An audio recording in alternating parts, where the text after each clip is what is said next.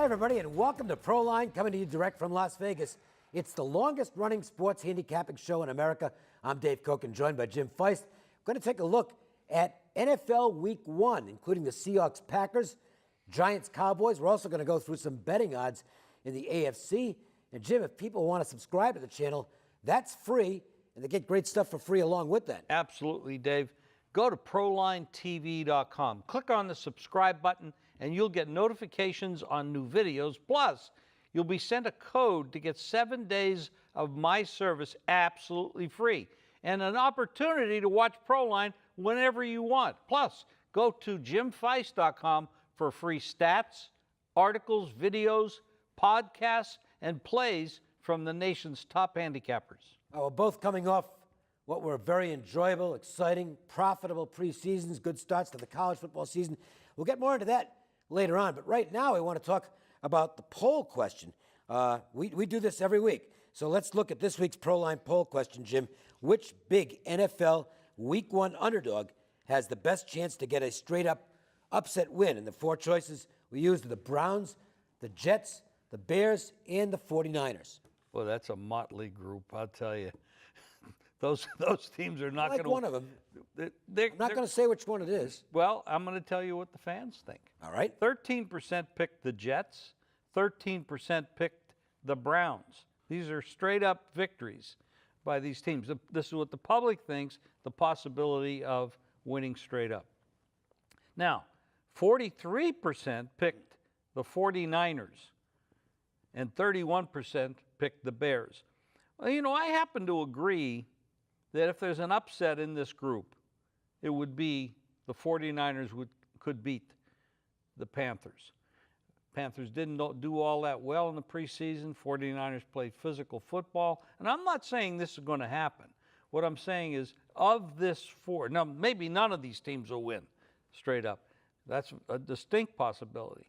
But, you know, when you got Hoyer at quarterback, who happens to be, I think, the only quarterback in the last 25 years that had a winning record when he was with the Browns.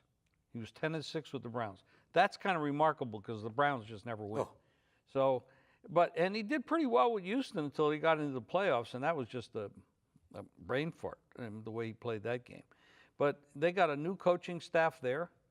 The Browns have some new things going on. The quarterback there is brand new, coming out of college. The Jets may be the worst offensive football team that's ever been put together. That actually might be a good matchup for UNLV. They might be able to handle them. They couldn't handle Howard, but they might be able to handle the Jets. Had Mo Howard and Sept as well. They're pretty good, you know. I know that. Yeah, you're right. I know. Nobody under the age of 40 has any idea what I just said. Well, yeah, you could watch.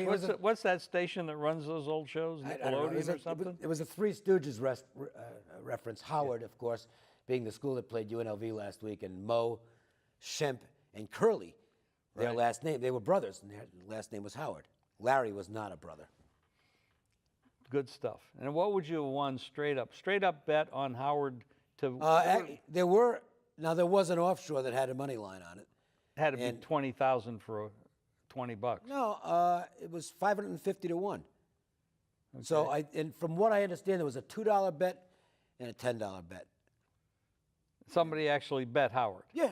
So somebody picked up $1,100 for a $2 bet, and somebody else picked up $5,500 for. It had to be an alumni. The only person would possibly. Somebody just taking a shot. That's why.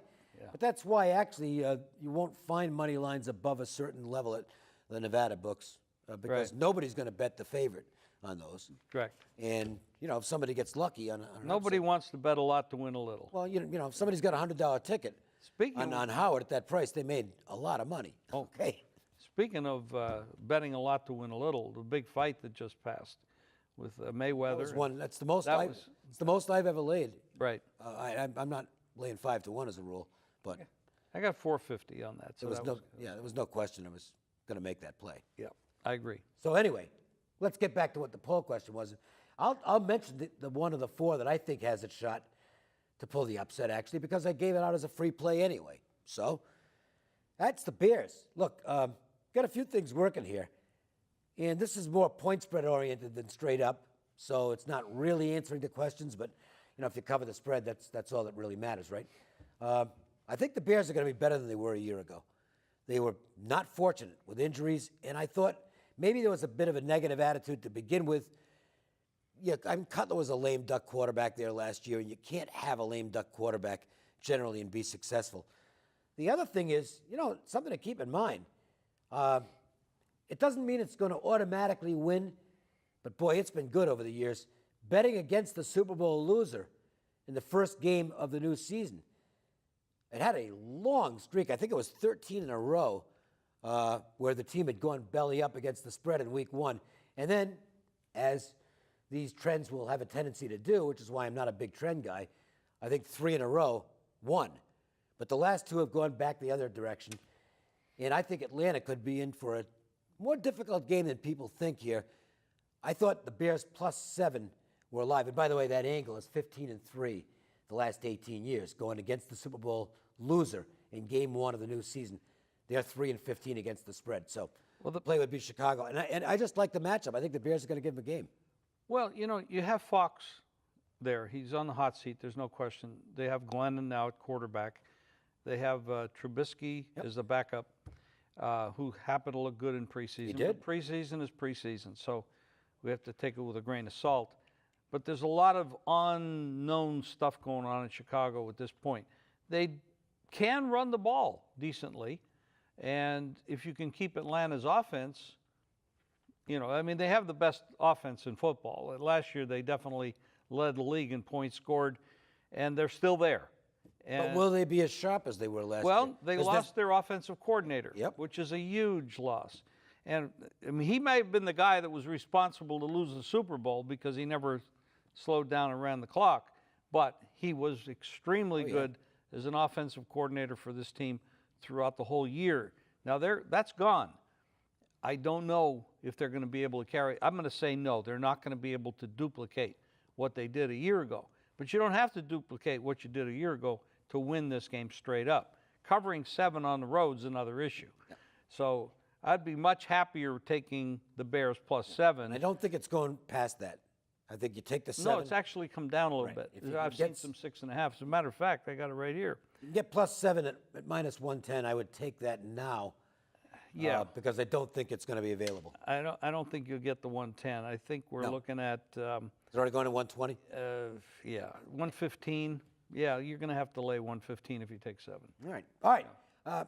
Excuse me. We want to thank everybody who participated in this week's poll question. And we'll remind you that we post a new Proline poll question every Monday morning on our various social media networks. And the results will be announced right here every week on the show. And if you'd like to send us a suggestion for a Proline poll question of the week, or if you have any questions about our selections, our service packages, send me a direct message on Twitter, Facebook, Instagram, or YouTube, and I'll get right back to you. And when we come back, we will look at a pair of NFL Week 1 showdowns, Packers-Seahawks and the Giants-Cowboys.